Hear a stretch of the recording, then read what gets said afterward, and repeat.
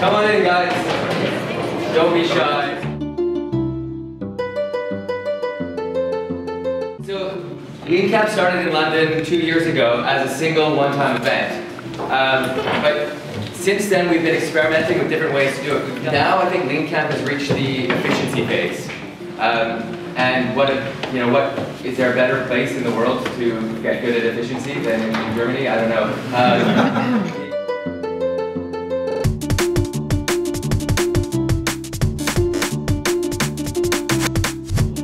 Hey everybody, I am Rob, and what I'm going to run through is some of the ways that I think you can get the most out of today. Because this is kind of a weird event in that there's not really a schedule yet. We're about to make it. And the idea is that the people we want to learn from are in the room. Like, you don't need to necessarily fly in someone from, wherever to come give you their wisdom and then leave. It's about bringing the different communities here together so we can learn from each other.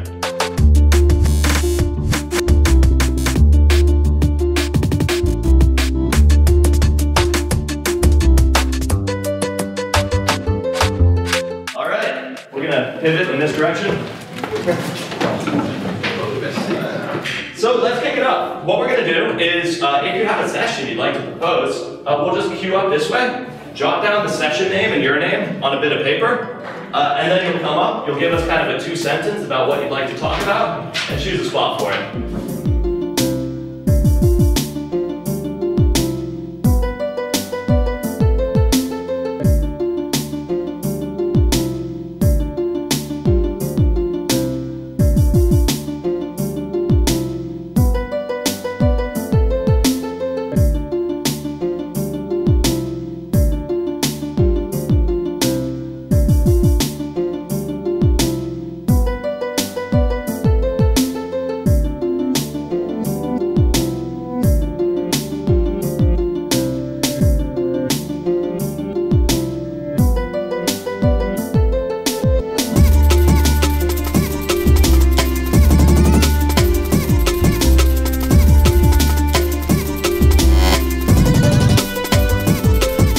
He's basically, instead of front-loading all the costs so that he has to spend 1.5 years developing, spending either his money or someone else's money just to find out if it'll work, he can push that spend to the end, do a tiny bit of work now, talk to some people, and then get all the evidence he needs. And that, I think, is the biggest principle. It's scary to build stuff before you know that people want it. So any way we can learn, whether people want it or not, is a huge win. So this is the thing, when you see this situation, ooh, I have to spend my money, ooh, I have to spend my time before I've learned whether it's gonna work or not, that should make your heart start beating. You should be getting terrified. This is the major signal that there's an opportunity to be more lean. It's like I have to put all this in on faith. I believe in myself and everything, but equally I'm historically wrong. And it would be great if I could figure out if I was right before I made this commitment. We can do the exact same thing with almost any kind of business. Some are hard. Heavy medical research, that's tough. The reason, my background is as a video game designer. The reason I don't make games, I love games, I want to make them, I've always dreamed that making games would be my career. The reason I won't do it is because it's impossible to be lean making games. Because you have to build the entire game, and then 2 years later, you find out if people love it or not. And to me, that is just a terrifying quality for a business to have. I wanna know, a week in, do people care at all? 2 weeks in, all right, they care specifically about this. 3 weeks in, and I've chosen the set of features that will resolve that care. And this is it, everything about Lean Startup comes from this idea. It's how can we move the cost backward and the learning forward? And then on top of that, there's a ton of little tactics.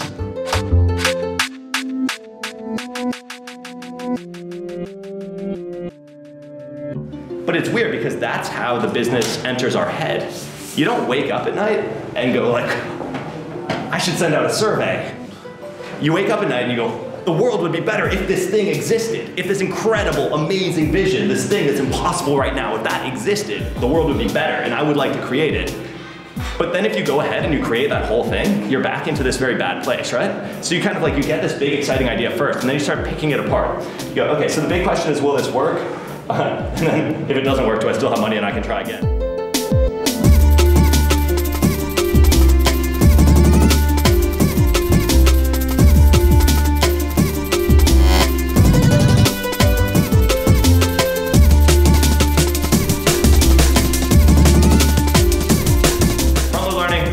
Instead of costs, focus on your own metrics, think long term, and build the process and the team as if it were a product.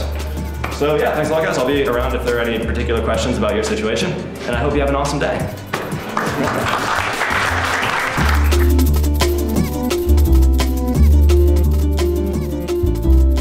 My name is Sven Lützes. I'm the head of this new project, Berlin Startup Insight Project.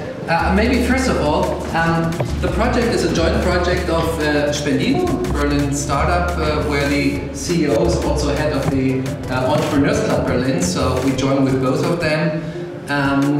Also Hubron, Peter Borchers, who you all know maybe, is a part of the project, as well as Holger from US Now. And the whole project is supported by the Berlin government, the European funds. Some of you might have heard of the Startup Genome project in Silicon Valley. One of the team members of the Startup Genome project is a former student of mine.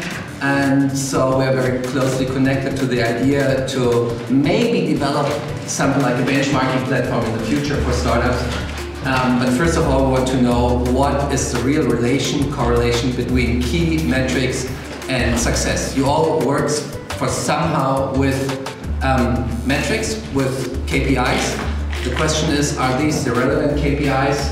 And do they really give you information that help you to perform better?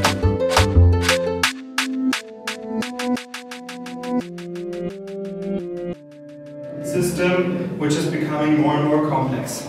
And I think this is the basic idea which should be part the whole session when sharing ideas. Look at how can we reduce these dependencies.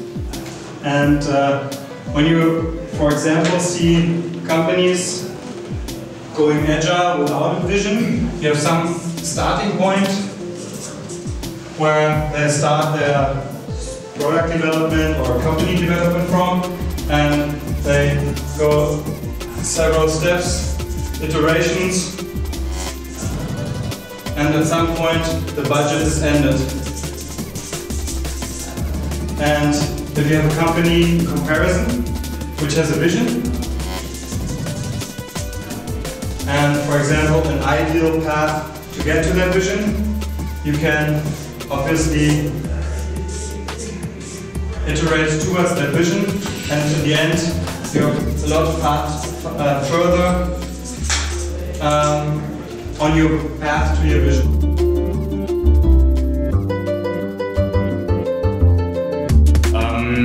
I'm an external consultant at Telecom Innovation Laboratories, and what we did, we had set up a unit for what's called user-driven innovation.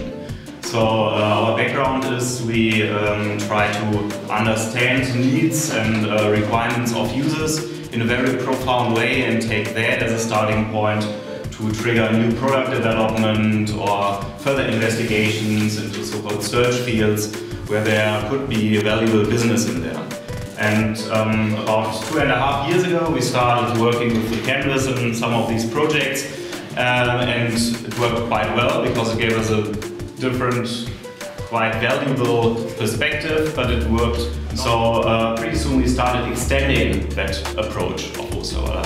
Because we are a customer-driven unit, of course we try to very much focus on the customer perspective and really dig into the value proposition in order to ensure there's real value for real people being created from very early on.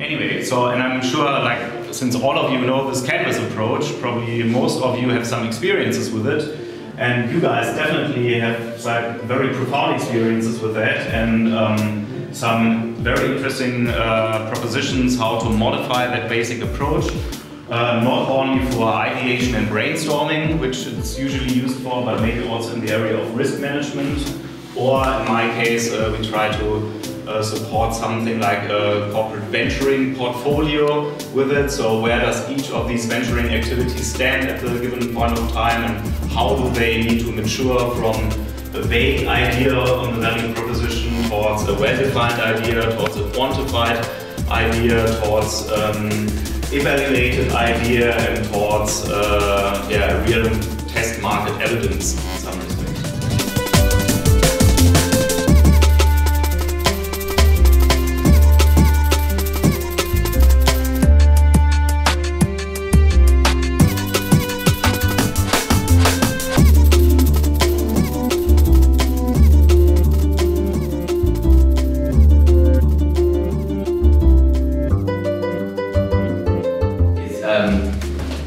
One of the great things from lean production is that each person in the process is responsible for making it their own. Right? So there's like people, each factory worker is empowered to modify the process to make it work for everybody. And I think that fits quite well with hacker culture in a way. So like, yeah, the idea of just, it's like not about, I don't think it's about like this methodology plus this one and how do we combine them and make a process. It's like, no, that works, that makes sense. Actually, this bit makes sense for us here. That's what works for us, let's do it, right? Like, not over-engineering it is really helpful. Like, yeah. Thank you.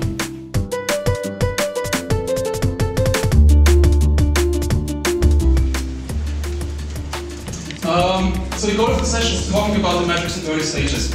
So I'm a huge analytics nerd. Like I was like one of the first in the new better and everything. Like when I started like years ago doing like online marketing, Google Analytics was like this for me. It was no blood.